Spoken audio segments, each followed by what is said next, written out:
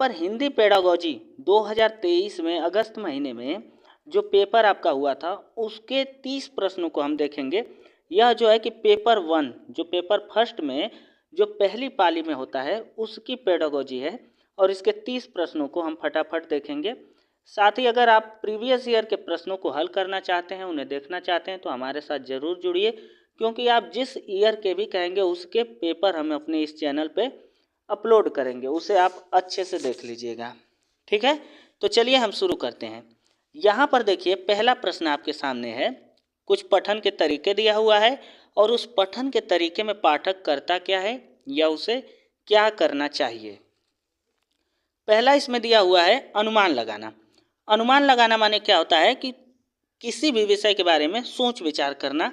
तो हम इसमें पहला का जो मिलाएंगे वो 5वें पर आएगा।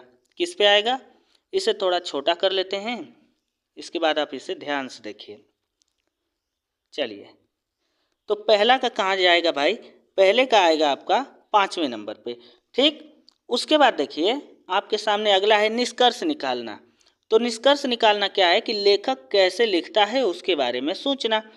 तीसरा क्या है कि संदर्भ से जोड़कर अर्थ निकालना। संदर्भ जो प्रसंग आपका दिया है, जो बात दी हुई है, उससे जोड़ करके अर्थ निकालना। इसके बाद आपका अगला दिया हुआ है कि संदर्भ से जोड़कर अर्थ निकालना।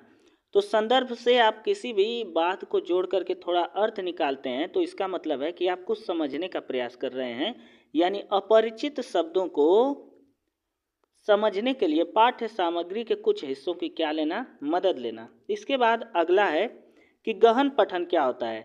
तो गहन पठन जो है भाई वो पाठ्य वस्तु में भाषा का किस प्रकार प्रयोग हुआ है वो उसके बारे में है। और ई वाला है जो आपका वो एक लास्ट बचा है, पाठ्य वस्तु के संयोजन के बारे में है। तो पाठ्य वस्तु का जो संयोजन है आपका वो हो जाएगा आपका यहाँ पर 3 वाला हो जाएगा। ठीक, तो चलिए हम देखते हैं। यहाँ पर आपका दिया हुआ भी है, यहाँ पर ई का 3 है, ए का 5 है, बी का 1 है, सी का 2, डी का 4। तो इसे आप अच्छे से थोड़ा अपने से भी अपने लेवल पर भी इसे समझ लीजिएगा, देख लीजिएगा। ठीक, और यहाँ पर इसके उत्तर हैं। इसके बाद हम आगे चलते हैं। यहाँ पे हम इसके बाद 92 नंबर के प्रश्न को हम सॉल्व करेंगे। उस युक्ति का चयन कीजिए जो नीचे दिए गए उदाहरण से मेल खाती है। मैं भाषा पर ध्यान केंद्रित रखती हूँ, मैं इस बात का पूरा ध्यान रखती हूँ कि यह सही हो। तो इसका क्या मतलब है, देखिए यहाँ पर मैं भाषा पर, मैं मतलब मैं खुद ही, तो यह क्या है, स्वनिरीक्षण है, क्योंकि यही वो काम कर रही है। तो यह इस हिसाब से क्या होगा, स्वनिरीक्षण। पुनरावृत्ति क्या होता है, बार बार दोहराना। और यह पर भाषा व्यवहार क्या होता है कि ट्रांसलैंग्वेजिंग मतलब अनुवाद करना। यह पर भाषा मतलब किसी भाषा को परे ले जाना, किसी दूसरी भाषा को जोड़ना। जैसे महाभारत का अनुवाद फारसी में कर देना या किसी पुस्तक को हिंदी से अंग्रेजी कर देना, तो यह पर भाषा होती है। ठीक, और याद करना यह निगेटिव वर्ड है, इसे आपको सीटेट में नहीं करना है। इसके बाद देखिए 93 नंबर पे दिया था कि कक्षा 2 के विद्यार्थी एक कविता गा रहे हैं। ठीक, क्लास 2 से दिया हुआ है कि विद्यार्थी कविता गा रहे हैं। यह मेरी नाक है, यह मेरे कान है। यह कविता गाते समय वे शरीर के जिस अंग का नाम लेते हैं उस अंग को स्पर्श भी करते हैं। ठीक है, जिसका नाम ले रहे हैं उसको क्या कर रहे हैं, स्पर्श भी करते हैं। अध्यापिका इस विधि का प्रयोग कर उन्हें क्या सिखा रही है।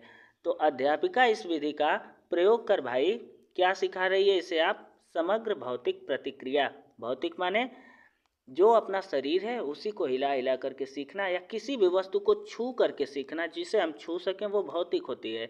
यहाँ पर आँख कान नाक गाना में जो गा रहे हैं बच्चे उसे छू भी तो रहे हैं, तो यह क्या है, भौतिक प्रतिक्रिया है। और संप्रेषण भाषा शिक्षण क्या है कि बोल बोल करके भाषा को पढ़ाना।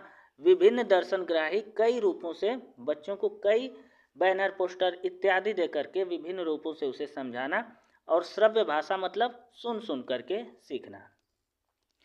94 नंबर का है कि विद्यार्थी पिछली इकाई से शब्द लेकर 5 प्रश्नों के उत्तर समूह में देने का काम कर रहे हैं। वे अपने सवालों को दूसरे समूहों के साथ अदला बदली करते हैं। ठीक है, अपने सवालों को क्या कर रहे हैं भाई, दूसरों के साथ अदला बदली कर रहे हैं और सवालों के उत्तर देने की क्या कर रहे हैं, कोशिश कर रहे हैं। यह किसका उदाहरण है, तो 94 नंबर का देखिए भाई आपका है कि यह सहपाठी आकलन है। सहपाठी माने क्या होता है कि कोई एक बच्चा है और अपनी वस्तु इस वाले बच्चे को दे दे रहा है, और ए वाला बच्चा जो है अपनी वस्तु इस वाले को दे रहा है, यानी दोनों क्या कर रहे हैं, सहयोग के माध्यम से पढ़ रहे हैं। तो यह क्या है भाई, सहपाठी आकलन है। और सॉरी भाई, सहपाठी आकलन है, ठीक, हाँ सहपाठी आकलन है। इसके बाद देखिए कि अपृष्ठ पोषण क्या है कि बच्चा कोई काम कर दे जिसे शिक्षक दिया हो पूरा करने के लिए, तो शिक्षक जो उसे शाबाशी देता है वो फीडबैक है। स्व आकलन मतलब अपना खुद का आकलन करना, खुद का मूल्यांकन करना, जो लिखी गई पढ़ी गई बात है उसका आकलन करना। और पठन आकलन होता है कि पढ़ने के बाद अपना खुद का आकलन करना कि आपको कितना आया।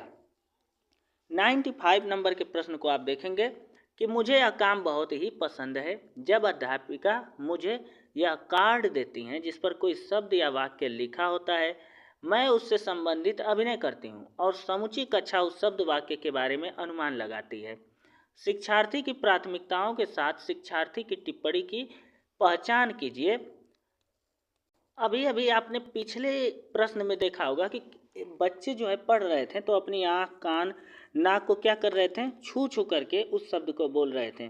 वही बात तो यहाँ पर भी है भाई कि अभिनय, अगर कोई टीचर कुछ दे दे बच्चे को फ्लैश कार्ड पर लिखा हुआ तो बच्चे उसका अभिनय करते हैं, मतलब उसी तरीके का काम कर करके सीखते हैं। तो यह क्या है, उसमें था भौतिक चीज़ों को छूना, और यहाँ पर है गतिबोधक। वही बात है कि मैं गतिबोधक तरीके से संलग्न रहती हूँ तो मुझे अच्छी तरह से क्या रहता है, याद रहता है, यानी गति कर करके सीखिए। और यह सीटेट में है कि आप गति कर करके करा करा के बच्चों को सिखाइए। अगला प्रश्न आपके सामने देखिए यहाँ पर आ चुका है 96 नंबर का, अभिकथन है और कारण है। और अभिकथन कारण वाले जो प्रश्न हैं बहुत ही ज़्यादा सीटेट के एग्जाम में पूछे भी जाते हैं। हम प्रश्न को पढ़ते हैं कि विद्यालय में प्रवेश करने वाले सभी बच्चे अपनी आयु के अनुसार भाषा के सक्षम प्रयोगकर्ता होते हैं। तो यह बात सही है। अगर बच्चा 2 साल का है तो अपनी आयु के अनुसार 2 साल की भाषा बोलेगा, 10 साल का है तो 10 साल के हिसाब से बोलेगा। अगला देखिए अभिकथन था। तर्क अब देखिए कि भाषिक और सांस्कृतिक विविधता के कारण वे अपनी योग्यताओं का प्रदर्शन नहीं कर पाते हैं। तो आप इसके बारे में क्या सोचते हैं, थोड़ा सा इस पर विचार कीजिए और 96 नंबर का उत्तर देने का प्रयास कीजिए।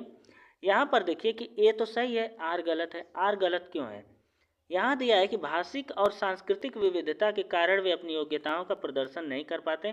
तो यह बात गलत है, क्योंकि जब भाषिक और सांस्कृतिक विविधता होती है बच्चों के अंदर तो वो चीज़ों को बहुत तेज़ी से सीखते हैं और अपनी कला का तेज़ी से क्लास में प्रदर्शन भी करते हैं। अगला देखिए यहाँ पर, अगला प्रश्न यहाँ देखिए कि 97 का है कि कक्षा 5 का मंजीत किस क्लास में पढ़ता है, 5 में, अपने अध्यापक से अलग शैली में बात करता है, अपने मित्रों से कुछ अलग तरह से और एक 2 वर्षीय बच्चे से कुछ अलग तरीके से। इसका तात्पर्य यह हुआ कि मंजित जानता है कि सामाजिक स्थितियों में भाषा का प्रयोग किस तरह से करना चाहिए, भाषा के इस गुण को किस रूप में जाना जाता है। तो यह देखिए इसे क्या कहा जाता है, उपयोगितावादी, अर्थबोधक, वाक्यगृत या प्रकृतिवादी। तो इसे ध्यान से देखिए भाई, उपयोगितावादी कहते हैं। आप भी बात करते होंगे अगर टीचर से, तो टीचर से जब बात करते होंगे तो अपनी भाषा का अलग स्तर रखते हैं। छोटे छोटे बच्चों से अगर बात करते हैं तो अलग स्तर होता है, मम्मी पापा से बात करने में अलग। तो यह क्या है, जहाँ पे जिस भाषा की उपयोगिता है उस हिसाब से हमें बोलना चाहिए। देखिए फ्रेंड्स, अगर आपको किसी भी वर्ष का पेपर हल करना हो, सॉल्व करना हो, तो मुझे कमेंट बॉक्स में लिखिएगा। मैं उस पेपर को अपने इस चैनल पे ज़रूर अपलोड करूँगा, किसी भी वर्ष का हो। और वैसे भी मेरी ये इच्छा है, मैंने 2 बार सीटेट एग्ज़ाम को क्रैक किया था। जब मैं सर्च करता था तो बहुत सारे पेपर मतलब मिलते भी थे, लेकिन सीक्वेंस वाइज खोजने में थोड़ा टाइम लगता था। यहाँ पर मैंने 2018 से लेकर के और 2023 के बीच में जितने भी सीटेट के एग्ज़ाम हुए हैं उनके सारे के सारे पेपर अपलोड करने के बारे में सोचा है। तो इस बारे में आपका क्या ख्याल है, आप इस वीडियो को ज़रूर देखिएगा। 8 नंबर के प्रश्न को हम हल करते हैं। एक माँ इस बात की ओर ध्यान देती है कि उसकी बच्ची कभी कभी ऐसे शब्द बोल जाती है जो न तो उसने कभी किसी वयस्क से सुने हैं न अपने भाई बहनों से। इस बात को लेकर वह भ्रमित है, ठीक, क्योंकि उसका मानना है कि बच्चे अपने परिवार और आसपास के परिवेश में लोगों का अनुकरण करके भाषा को सीखते हैं। उनका यह मत किससे प्रतिध्वनित यानी मेल खाता है। तो देखिए कोई बच्चा है और ऐसी भाषाओं का प्रयोग कर दे रहा है जो कि उसकी माँ ने भी कभी सुने नहीं थे। तो यह क्या है कि 98 का आपका 2 है कि जिस हिसाब से व्यवहार करते हैं उस हिसाब से आपकी क्या हो जाती है भाषा। तो उनकी बच्ची जिस हिसाब से व्यवहार करती होगी उस हिसाब से भाषा भी उस बच्ची की हो जाएगी। ठीक, तो यहाँ पर इसे आप व्यवहारवाद लगा लीजिए। रचनावाद क्या होता है कि जब हम खुद से भाषाओं के नए नए शब्दों को गढ़ने लगते हैं, निर्माण करते हैं, बोलते हैं, तो यह रचनावाद है। बहुभाषावाद क्या होता है जब हम 2-3 भाषाएं एक साथ जानते हों और एक ऐसी क्लास में बैठे हों जिसमें अलग अलग क्षेत्रों से बच्चे आए हों और कई भाषाओं का प्रयोग कर रहे हों।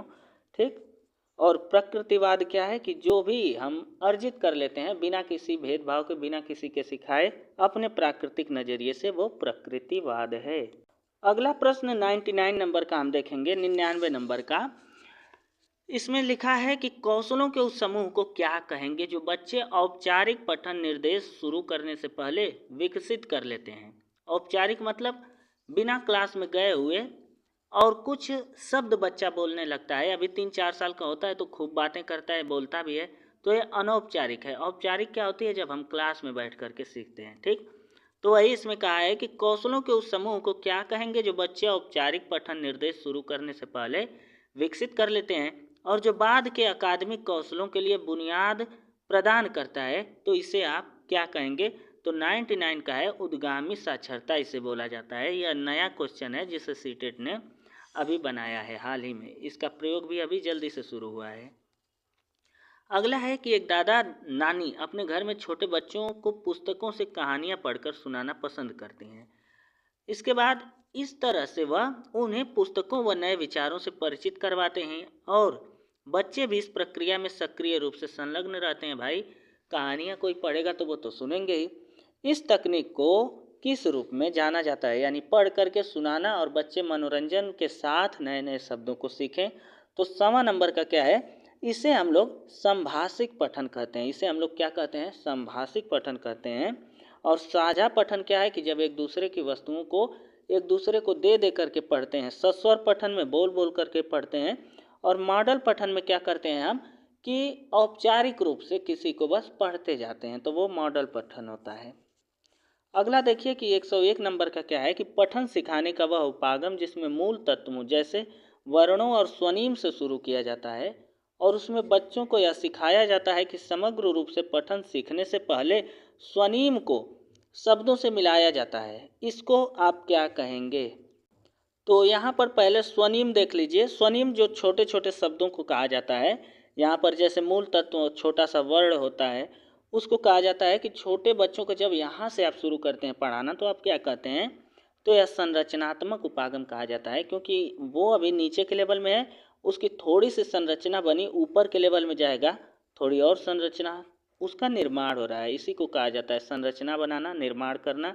यहाँ पर आप उसका वर्ण के माध्यम से निर्माण कर रहे हैं। साथ ही साथ देखिए यहाँ पर थोड़ा सा है अधोमुखी यानी बॉटम अप। जब आप नीचे से ऊपर की तरफ पढ़ते हुए जाते हैं, किसी बात को नीचे से ऊपर समझते हैं। और शीर्ष अधोमुखी क्या है, टॉप डाउन, जब आप किसी बात को ऊपर से नीचे की ओर समझते हैं। और संरचनात्मक उपागम छोटे वर्णों और शब्दों को समझने को कहा जाता है। इसके बाद देखिए 92 नंबर का प्रश्न है। ऐसे प्रश्न बहुत ही ज़्यादा सीटेट में पूछे जाते हैं कि ध्वन्यात्मक वर्तनी के प्रयोग से सही वर्तनी लिखना सीखने की योग्यता मंद पड़ जाती है। चलिए हम आगे चलते हैं कि जब बच्चे पारंपरिक वर्तनी के स्थान पर अपनी आविष्कृत वर्तनी का प्रयोग करते हैं तब यह सही वर्तनी लिखने की उनकी योग्यता को मंद नहीं करता है। तो यह देखिए 102 का हमारा कौन सा सही है, ए सही है, आर गलत है। यहाँ देखिए कौन सी अपनी ध्वनि, हालांकि बच्चे जो है कि अपना टेढ़ा पाई या फिर गोला जो भी लिखते हैं उससे वो अपना अर्थ निकाल लेते हैं, लेकिन जो लिखने की योग्यता है वो मंद कहाँ पड़ती है, लिखने की योग्यता वहीं से तो बढ़ती है। तो ए सही है, आर गलत है, तो आपका 3 नंबर का सही हो जाएगा। हम चलते हैं 103 नंबर पे। इसकी क्वालिटी थोड़ी सी आप लोग बढ़ा लीजिएगा, वीडियो आपको अच्छे से दिखने लगेगा। 103 नंबर पे जो प्रश्न है कि नई भाषा सीखते समय बहुत से विद्यार्थी भाषा के अद्वितीय उच्चारण संबंधी नियमों के कारण भाषा बोलते समय प्रायः आत्मविश्वास की कमी का सामना करते हैं। यह बात सही है कि नई नई भाषा जब सीखते हैं और नए, जैसे कोई बच्चा हिंदी भाषी का है, नई भाषा में अंग्रेजी सीखने लगा, तो वो क्या बोलने में सहज महसूस करता है, नहीं, वही कहा है कि आत्मविश्वास की कमी का सामना करते हैं, इस समस्या को दूर करने का क्या तरीका है। तो देखिए 103 नंबर का जो आपका सही आंसर होगा वो है आपका 2। कक्षा में ऐसे खेलों जैसी गतिविधियों का प्रयोग किया जाए जिसमें मौखिक अंतः क्रियाएं क्या हो, अधिक हो, यानी बोलने वाली क्रियाएं ज़्यादा हो। जैसे अंताक्षरी आप लोग करा सकते हैं और उसी बच्चे को बार बार बुलवाएं, ऐसा कुछ आप कर सकते हैं। बाकी काउंसलर वगैरह मत रखिए, ठीक है, ज़्यादा समस्या हो जाएगा। इसके बाद देखिए 104 नंबर का है कक्षा 3 की अध्यापिका। देखिए कक्षा 1, 2, 3 और फिर 5, 4 ऐसे कर करके प्रश्न पूछा है। अभी एक दो आपने ऊपर देखा भी होगा। यहाँ पर देखिए कि कक्षा 3 के बारे में है कि कक्षा 3 की अध्यापिका अपने शिक्षार्थियों को नई शब्दावली से परिचित करवा रही हैं। निम्न में से कौन सा नई शब्दावली सिखाने का प्रभावशाली तरीका है, यानी नई नई शब्दावली बच्चे को सिखाने का इसमें से कौन सा तरीका सबसे सही है। तो चलिए पहला पढ़िए, अध्यापिका स्थिति विशेष के अनुसार उस शब्द का अर्थ समझाने की कोशिश करें। यह बात सही है। अभी आपने ऊपर देखा कि एक 5 में पढ़ने वाला छोटा सा बच्चा है और जब मम्मी से बात करता है तो अलग लहजा है उसका, टीचर से बात करने में अलग, अपने छोटे बच्चों से बात करने में साथियों से अलग तरीके से भाषा का प्रयोग करता है। तो उसका क्या मतलब है, तो उसका है मतलब क्या था कि व्यवहारवाद है, यानी कहाँ पर किस प्रकार से व्यवहार करना है वैसा है। और वही यहाँ पर है कि स्थिति विशेष के अनुसार उसका प्रयोग करे और कराए जो शिक्षिका है, और अर्थ को भी बच्चे को समझाने का प्रयास करें। 105 नंबर को हम देखेंगे कि भाषा सीखना किससे संबंधित है, यानी भाषा सीखना आखिर है क्या। तो 105 नंबर का जो है यह भाषा सीखना एक कौशल है। बिना इसके आप बिना अपने आंतरिक कौशलों के भाषा नहीं सीख सकते। भाषा कौशल क्या होता है, LSRW, यही भाषा कौशल है कि सबसे पहले लिसनिंग, उसके बाद स्पीकिंग, उसके बाद क्या होता है रीडिंग, और उसके बाद क्या होता है राइटिंग। यानी सबसे पहले सुनना, बोलना, पढ़ना, लिखना, यही होता है भाषा कौशल। इसके बाद देखिए आप जानते हैं कि हम ऊपर जो है कि 15 नंबर की पेडागोजी सॉल्व कर चुके हैं।